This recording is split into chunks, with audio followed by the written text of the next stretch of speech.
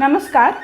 स्वच्छ भारत मिशन के दूसरे चरण, जिसको हम फेज़ 2 भी कह रहे हैं, इसके तहत ठोस एवं तरल अपशिष्ट का जो प्रबंधन करना है, ये सारे ग्राम पंचायतों में करना है।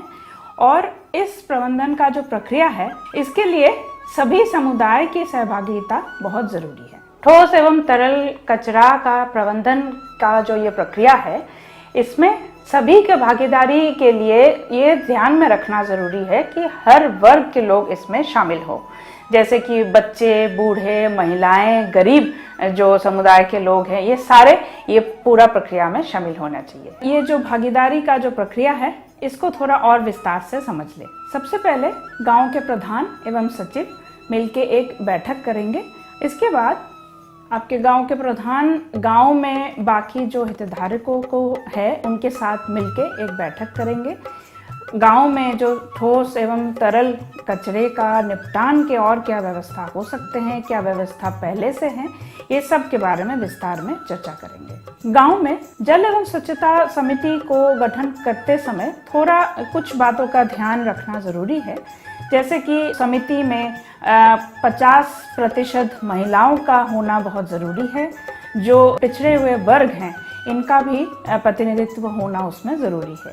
और इसका जो अध्यक्ष होंगे वो हमेशा प्रधान ही होंगे। इसके बाद गांव के सभी लोगों के साथ एक सामुदायिक बैठक करना पड़ेगा। और इसके लिए ध्यान में रखिएगा कि गांव के लोगों के समय अनुसार ये इसका आप दिन एवं समय चयन करें। पहले से ही इसका निर्धारित करके रखें। कहाँ पे ये बैठक होगा, इसका भी एक सामुदायिक स्थान का पहले से चयन करके रखें। पंचायत के आशा, आंगनवाड़ी, आपके स्वच्छाग्रही और जो सफाई कर्मी हैं, इनसे बोलिए कि ये पहले से ही हर घर घर जाके सबको बतावे कि आपका जो चयनित दिन, समय और स्थान है, इस पे सारे लोग पहले से आके बैठ जाए। बैठक शुरू होने से पहले एक बार देख लीजिए कि इसमें गांव के सभी वर्गों का प्रतिनिधित्व है या नहीं।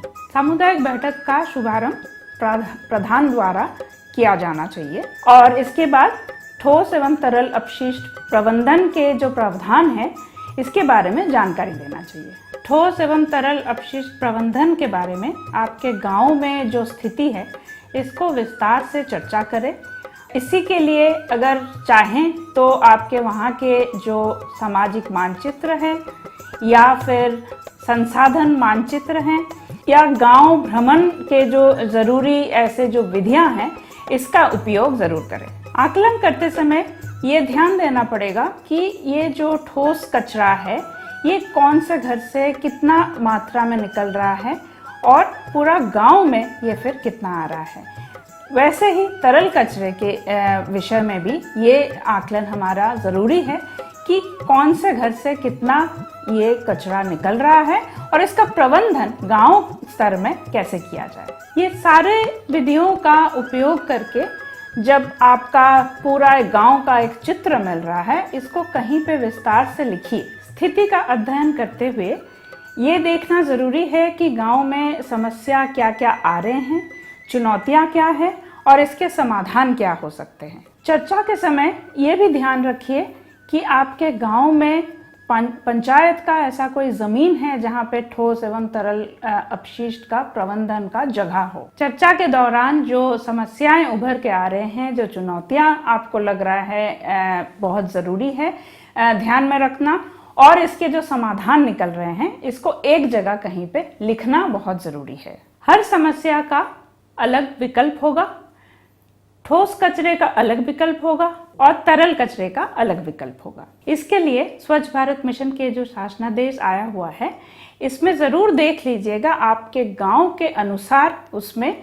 जो सरल विकल्प है उसी को चुनिए। तकनीकी समाधानों के बारे में जानने के लिए राज्य सरकार का जो पुस्तिका है, इसको भी आप देख सकते हैं। इस बैठक में ठोस एवं तरल अपशिष्ट प्रबंधन के जो कार्य है, उसके निर्माण कार्य क्या होगा, उसके जो रखरखाव के कार्य क्या होंगे, ये सारे के विषय में आपको इसी बैठक में चर्चा करनी चाहिए। ठोस एवं तरल कचरा का प्रबंधन के जो कार्य है, इसको ग्राम पंचायत में लागू करने के लिए समुदाय का एक अहम भूमिका है। इसके लिए अभी जो भी चर्चा किया गया है कार्य करते समय इन सारे चीजों को जरूर ध्यान में रखिएगा। इन्हीं बातों के साथ आप सभी को बहुत बहुत शुभकामनाएं।